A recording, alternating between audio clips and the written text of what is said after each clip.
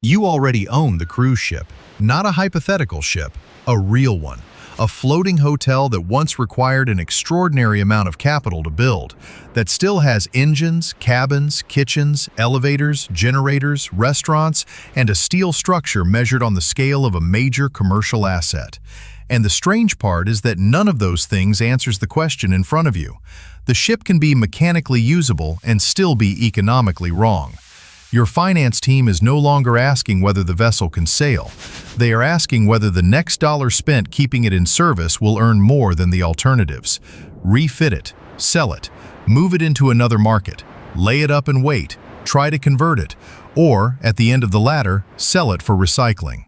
That is how a ship can look enormously valuable and still be approaching the moment when keeping it alive destroys value. The question is not, when does a cruise ship die? The question is, when does one form of value become worth less than the next? If you own a 25-year-old office building, age tells you something. If you own a 25-year-old airplane, age tells you something else. A cruise ship is no different. The number of birthdays matters, but it does not make the decision for you. Carnival's own accounting policy gives us a useful window into the way a major operator thinks about this. In its 2020 annual report, Carnival said it estimated a 30-year useful life for new ships. But the reasons are more interesting than the number. The company pointed to economic and technical obsolescence, competition, physical deterioration, regulatory constraints, and maintenance requirements. In other words, 30 years was not a statement that the hull suddenly becomes unusable on day 1 of year 31. It was an economic estimate. That distinction changes the whole episode. A ship ages in at least 2 ways at once. One is physical. Equipment wears. Maintenance becomes more demanding. Systems need work. The other is commercial. A ship can become less attractive relative to newer vessels, more expensive to operate, harder to upgrade, or less suited to the product an operator wants to sell. And those two clocks do not have to hit zero together. That is why the owner decision begins with future cash flow, not nostalgia. Suppose the ship still has customers. Fine, but what does it cost to keep the product competitive? What future contribution can the vessel produce? What major work is coming? What happens if regulation or maintenance pushes another large expense into the next few years? And what could you get by selling the vessel instead? Carnival's impairment process makes the logic unusually explicit. If estimated future cash flows fall below the ship's carrying value, the company has to confront the fact that the asset on the balance sheet may no longer support the value assigned to it. Sale timing and expected proceeds can become part of that calculation. That is the point where the romantic idea of a ship and the financial idea of a ship separate. You may have a vessel that can sail for years, but if those years do not justify the capital and operating cost required to obtain them, the ship is already old in the way that matters to an owner. There is another reason this distinction matters. Owners do not choose among ships in isolation. A vessel competes for capital against the rest of the fleet. Money spent on one old ship cannot be spent somewhere else. Dry dock time, management attention, financing capacity, and future maintenance all belong to the same scarce pool. So a ship can remain cash flow positive and still be the wrong asset to keep. That sounds counterintuitive, but it is basic capital allocation. The standard is not, does this ship make any money? The standard is, does keeping this ship create more value than the next best use of the money, the berth, the crew, and the operating capacity? That is also why a technical inspection cannot answer the final economic question. Engineers can tell you what must be repaired. Classification and regulation can tell you what must be maintained or documented. Customers tell you what they prefer. But the owner has to combine all of those into one decision about future returns. And that gives you your first option. Spend money to make it young again. A major refit can look strange from the outside. Why spend 9 figures on a ship you already own? Because you are not really buying new carpets, restaurants, cabins, or attractions. You are buying another block of economically useful time. Royal Caribbean gives us 2 clean examples. In 2019, the company completed a modernization of Navigator of the Seas, priced at about $115 million. The ship was then positioned around short Caribbean itineraries. Around the same period, Royal Caribbean announced an even larger modernization for Oasis of the Seas. $165 million, spread across a 63-day project around the ship's 10-year anniversary. Notice what that tells you. A refit is not necessarily something you do only when a ship is ancient. Oasis was about 10 years old. The decision was not, can this ship physically survive? The decision was, can another $165 million create enough future economic value to make this existing platform more productive? That is a very different question. The important word is incremental. If the ship would have produced a certain amount of contribution without the project, you cannot credit the refit with all future revenue. The refit has to justify the improvement over the alternative: more attractive itineraries, stronger pricing, better utilization, lower or avoided costs, or simply more years in which the platform remains commercially useful. This is where refit decisions become hard. The capital is paid now. The benefits arrive over years, and the older the asset becomes, the more ways the forecast can be wrong. A new competitive ship may enter the market, customer preferences may move, regulation may require another investment, maintenance can rise, a route that looked attractive can weaken. So the owner is not asking whether $165 million can make a ship look newer. Of course it can. The question is whether the new version of the ship is worth at least the capital sacrificed to create it, and we can turn it into simple math. Not Royal Caribbean's actual internal math, we do not have that, but a threshold calculation shows the decision. If you spend $165 million and imagine, purely for illustration, that the project has to earn back that outlay through incremental contribution over 5 years, that is $33 million per year before you even deal with financing, risk, or residual value. Stretch the simple payback over 10 years and the threshold becomes $16.5 million per year. Again, that is not a claim about what Oasis actually earned. It is the owner's question in its simplest form. What are you buying with the refit? If the answer is enough additional revenue, margin, itinerary flexibility, customer appeal, and useful life, the capital can make sense.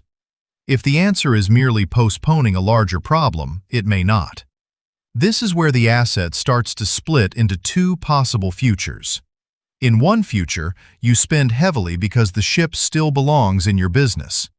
The vessel is worth more to you after the refit than it is to anyone else today. In the other future, the ship may still have value, just not to you.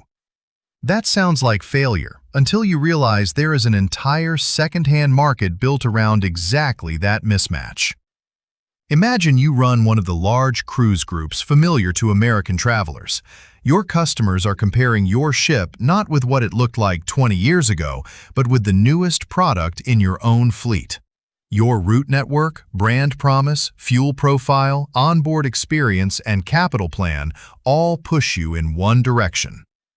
Now imagine a different operator.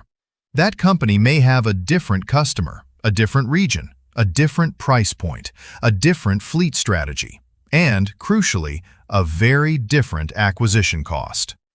The same physical ship can therefore support two completely different business cases.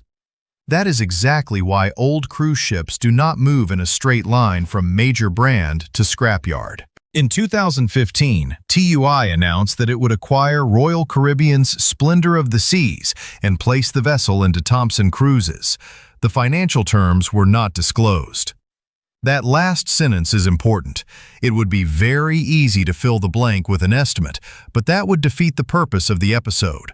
We know the transaction happened. We know the ship left one operator and entered another commercial life. We do not need a fictional purchase price to understand the mechanism.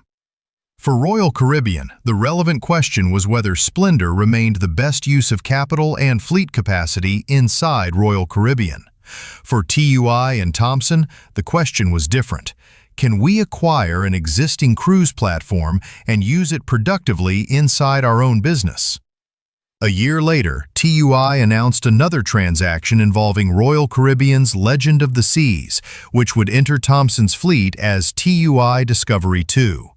Again, the financial terms were not disclosed. Two transactions. Same lesson. The ship is not simply old, it is repriced. For the original owner, the vessel competes against every alternative use of capital in a large fleet. For the second owner, the vessel competes against the cost and difficulty of obtaining another platform that can serve the target market. That means depreciation can create opportunity. The first owner may have spent enormous capital when the ship was new. The next owner is not buying that history. The next owner is buying the remaining productive capability at today's price. This is the cruise ship version of a machine leaving a premium factory and becoming valuable inside a smaller one. Same steel, different economics. There is a useful way to think about the second-hand buyer. The first owner may be selling a problem of fit. The second owner may be buying a shortcut. Building or acquiring another vessel can require far more capital and time than taking an existing platform and fitting it to a different product. The second owner does not need the ship to outperform the newest mega ship in a giant fleet. It needs the ship to outperform the alternatives available to that buyer. This is why the same cabin size, the same propulsion system, and the same public spaces can be disadvantages in one fleet and perfectly acceptable in another. The second-hand market is therefore not charity for old ships. It is a market for remaining usefulness. And it gives the original owner something extremely valuable, an exit above the material floor. If another operator is willing to pay for the vessel as a working platform, the ship has not yet reached the economics of dismantling. That buyer preserves a higher value use. And once you see that, four numbers need to be separated. The original build cost, the accounting value, the second-hand market value, and the recycling floor.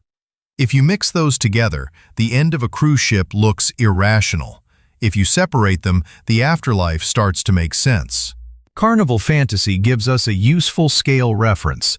Cruise Industry News reports that the ship entered service in 1990 with an original cost of about $225 million.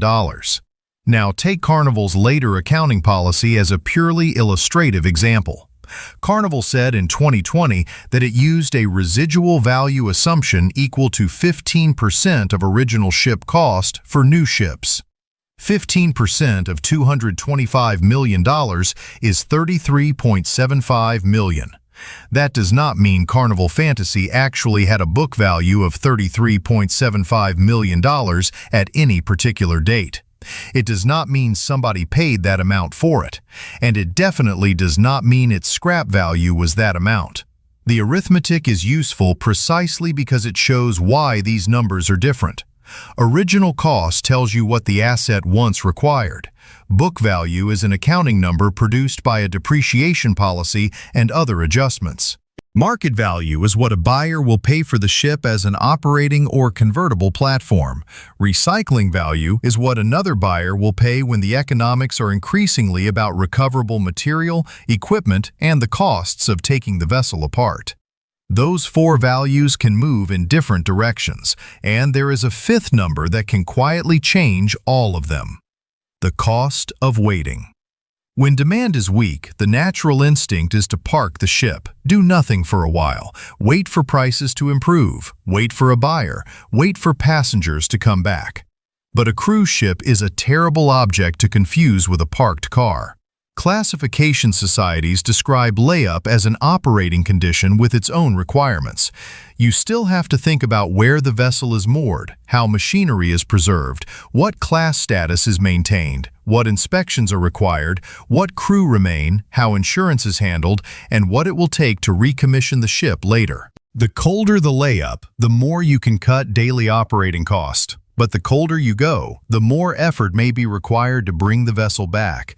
That trade-off became visible during the 2020 shutdown because cruise companies had to disclose numbers they normally would never have reason to discuss so publicly. In spring 2020, Carnival estimated that a ship in warm layup would cost roughly $2 to $3 million per month. A prolonged layup, with more limited crewing, was estimated at about $1 million per month.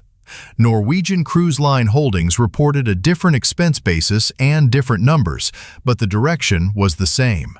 A trade report on its May 2020 disclosure put monthly per-ship cash burn at roughly $2.8 million in cold layup and $3.9 million in warm layup. Those are 2020 pandemic-era disclosures, not 2026 market quotes, but they reveal the mechanism perfectly. A ship with no passengers can still burn millions of dollars while producing no passenger revenue. Use Carnival's 2020 range for one simple example. 6 months in prolonged layup at roughly $1 million per month is about $6 million.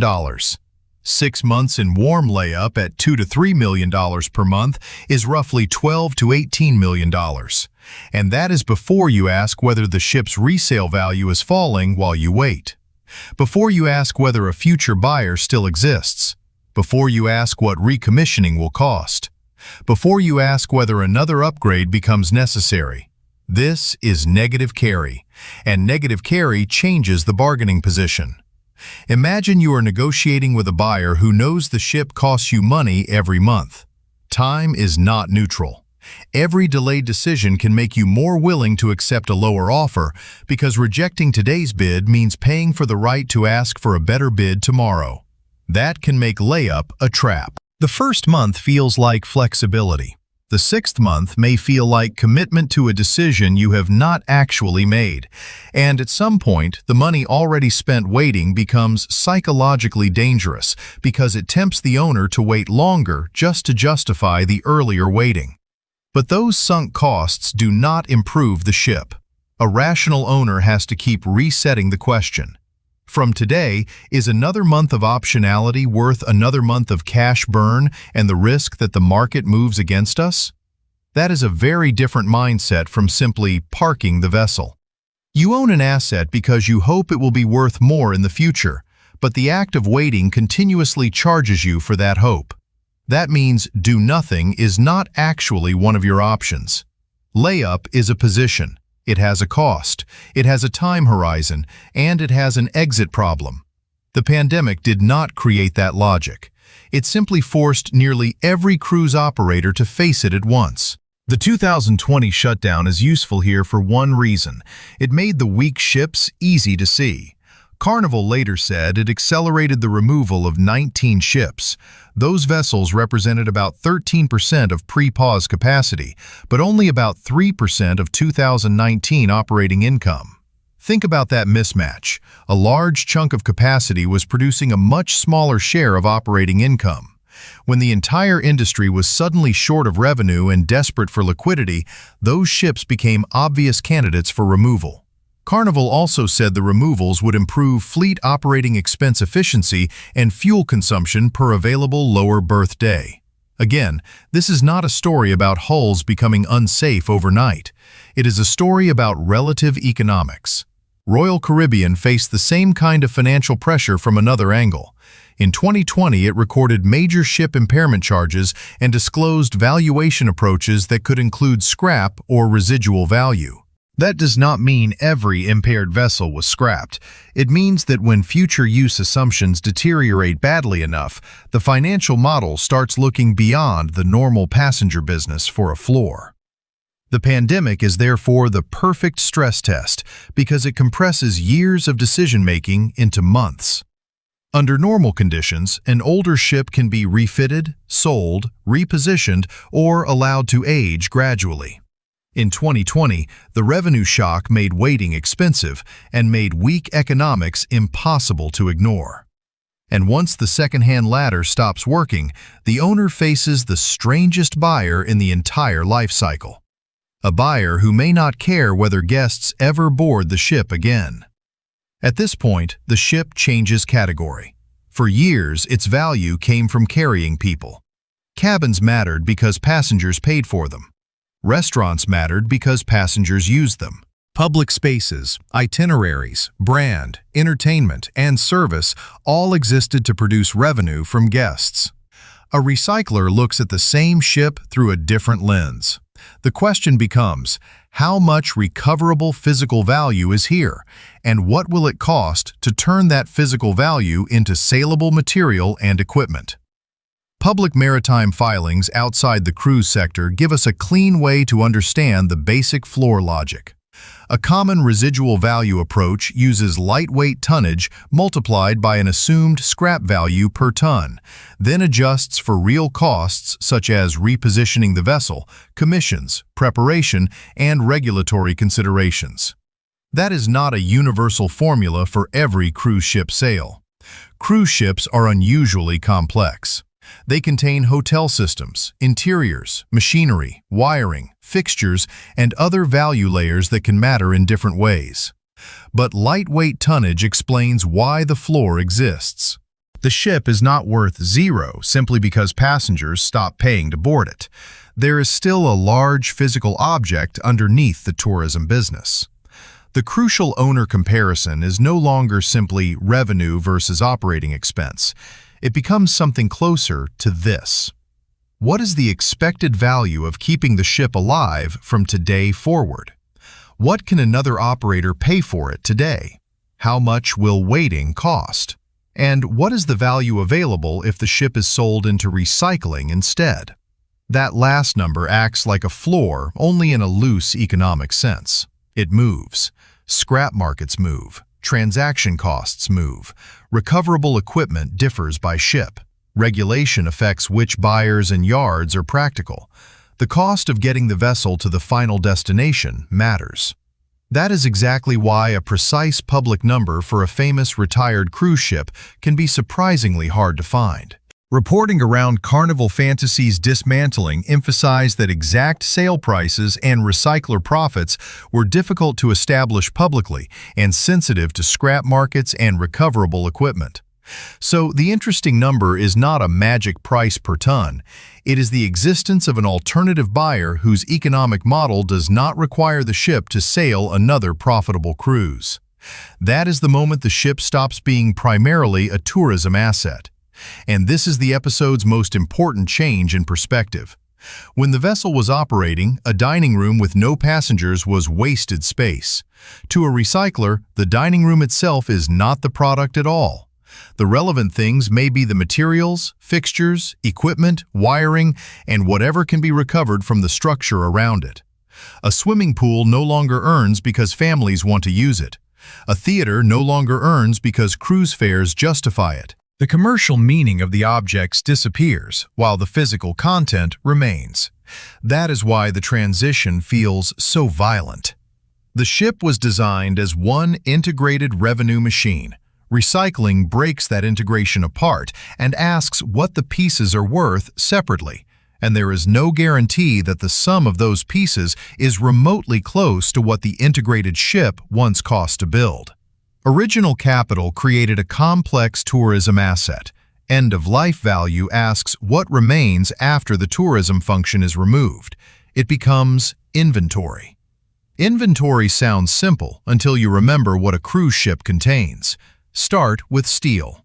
The European Commission's 2025 evaluation of the EU ship recycling regulation says high-quality steel typically represents about 75 to 85% of a vessel's weight. That is already a huge pool of recoverable material, but the ship is not just steel.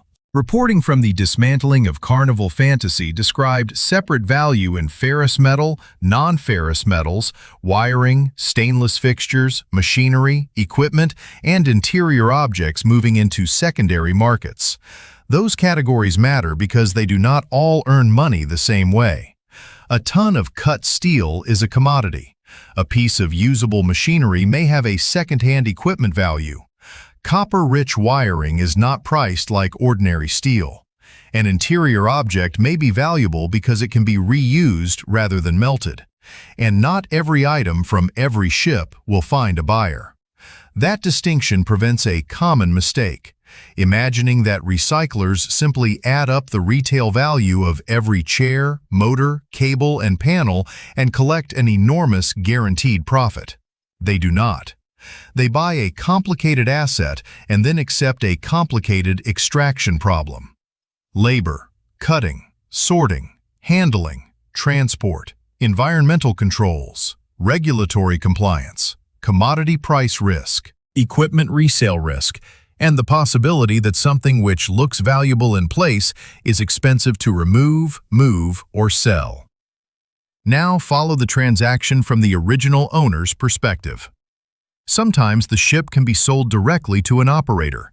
At the end-of-life stage, intermediaries or cash buyers can also play a role.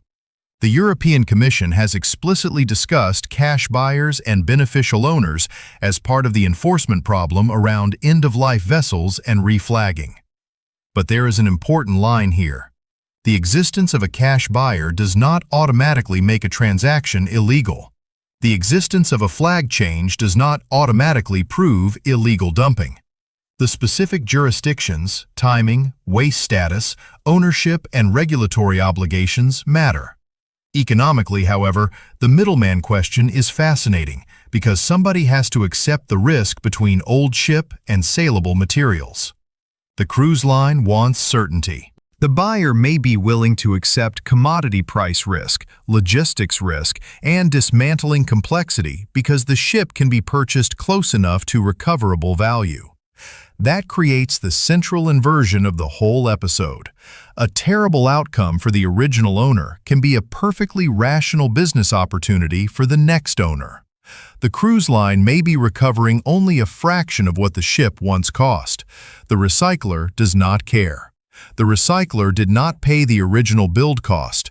They only care whether the value they can recover exceeds what they pay plus what it costs to recover it. Different owner, different basis, different business. This is why the recycler can make a margin even while the cruise line records a painful loss. Suppose an asset once cost hundreds of millions of dollars. That historic number is irrelevant to a buyer arriving decades later. If the buyer pays only what today's recoverable economic support, their basis starts near the end-of-life value, not near the original construction cost. The recycler's upside comes from purchasing, dismantling, sorting, and selling better than the price and cost assumptions embedded in the purchase. The cruise line's loss, meanwhile, can reflect decades of depreciation, a weak resale market, future expenses avoided, and the collapse of higher value uses. Those two outcomes can coexist without contradiction. One party can be exiting an exhausted use of capital while another enters a specialized material recovery business with a completely different cost structure. That is the intellectual payoff hidden inside the scrapyard image. The same ship can be a bad cruise asset and a good recycling acquisition at the same time. At this point, it is tempting to explain the geography of ship recycling with one sentence: labor is cheaper somewhere else. That is incomplete. End-of-life ships contain valuable material, but they can also contain hazardous material. Basel Convention materials point to substances such as asbestos, PCBs, and waste oils. The European Commission makes the same basic point from the EU side. Ship recycling is a material recovery business with a serious environmental and worker safety problem attached to it. So where a ship can go depends on more than wages. It depends on what facility can handle the vessel. What rules apply to the flag? What rules apply to the owner? What hazardous material documentation exists? What the facility is authorized to recycle? What local steel and material markets look like? And what it costs to move the ship there. The regulatory picture also changed after the pandemic-era wave of cruise retirements. The Hong Kong International Convention for the Safe and Environmentally Sound Recycling of Ships entered into force on June 26, 2025. The framework requires an inventory of hazardous materials, a final survey before recycling, authorized recycling facilities, and a ship-specific recycling plan. For EU-flagged large ships, the EU Ship Recycling Regulation also matters. Those ships sent for recycling are required to use facilities on the European list. Ships under non-EU flags calling at EU ports also face hazardous material inventory requirements. And this is not a theoretical list. In February 2026, the European Commission said the 15th European list contained 41 ship recycling facilities, 30 in Europe, 10 in Turkey, and 1 in the United States. The Commission also reported removing 1 Turkish facility over non-compliance involving shoreline protection requirements. That tells you something important about cheap recycling. Compliance is part of the product. A facility is not merely offering labor and cutting space. It is offering an authorized route for converting a ship into materials under a particular regulatory regime. The Commission has also said the effectiveness of the EU rules can be undermined when ships reflag to third-country flags shortly before recycling, and it specifically identified the role of cash buyers and beneficial owners as an enforcement issue. Again, that is not proof that every flag change is illegal. It is proof that regulation changes transaction design, and transaction design changes price. For the original owner, the cheapest-looking bid may come with legal, reputational, logistical, or environmental exposure. For the buyer, a higher compliance facility may cost more but make the transaction workable. For the yard, hazardous material is not just an environmental story, it is a cost. That is why a ship can contain millions of dollars of recoverable physical value and still be unattractive to the wrong buyer. There is also a timing problem. A regulation does not merely add a line item called compliance. It can change which facilities are eligible, which documents must exist before the transaction closes, which party has responsibility at each stage, and therefore how many credible bidders an owner has. Reduce the bidder pool and price can change.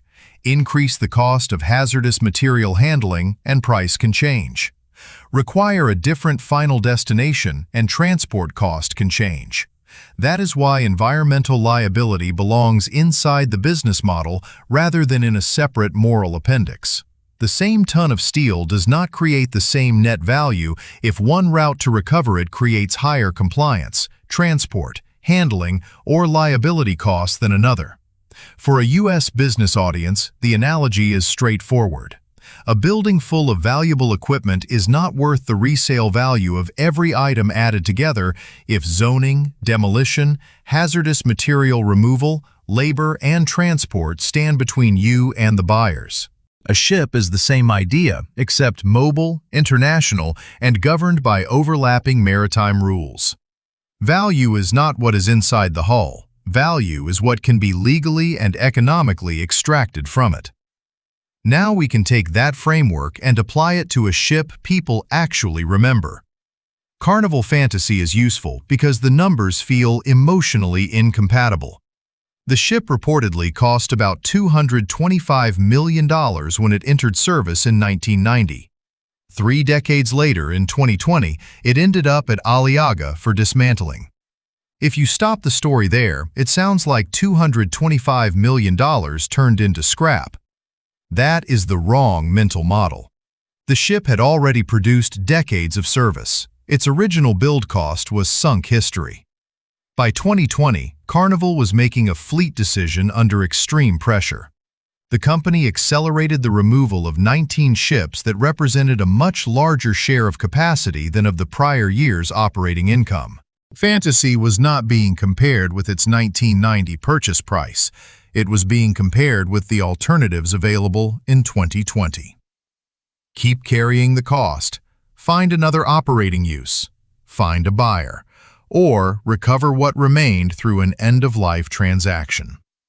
Once the ship reached dismantling, the buyer saw something completely different from what Carnival's passengers had seen. Metal, wiring, stainless fixtures, machinery, equipment, interior objects. Some of it reusable, some of it recyclable, some of it expensive to handle, some of it subject to environmental controls, And one number we should not pretend to know is the exact recycler profit on Fantasy. Public reporting around the dismantling noted that ship sale prices can be undisclosed and that the economics move with scrap markets and recoverable equipment. That uncertainty is not a weakness in the story. It is the story. The cruise line and the recycler are solving different equations with different information. Carnival's question was whether this vessel still deserved capital and operating expense inside its fleet. The recycler's question was whether the recoverable value exceeded acquisition and dismantling cost. That is why saying the ship was worth more dead than alive can be both useful and dangerous. Useful because at some point the recycling path can beat the operating alternatives. Dangerous because it sounds like the original owner somehow made money by destroying a $225 million ship. No, the scrap or recycling payment is residual recovery. It is the final monetization of an asset after far more valuable uses have weakened or disappeared. Fantasy did not become valuable because it was dismantled. It was dismantled because the remaining value had changed form. And that is why the beach is the least interesting place to begin this story. By the time a cruise ship reaches the cutting stage, most of the important owner decisions are already over.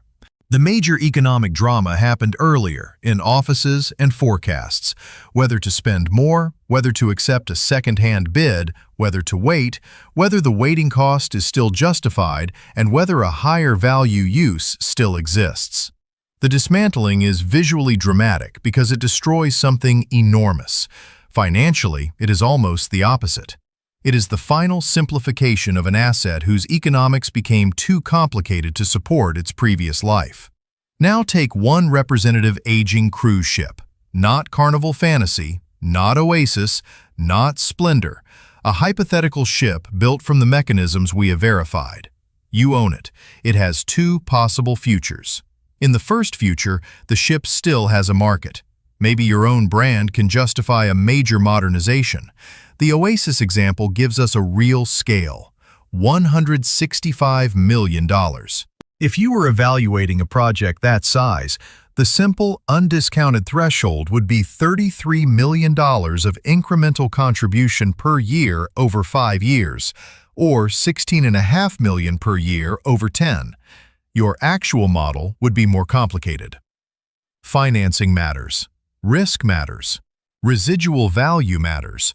Operating costs matter. But the core decision is clean.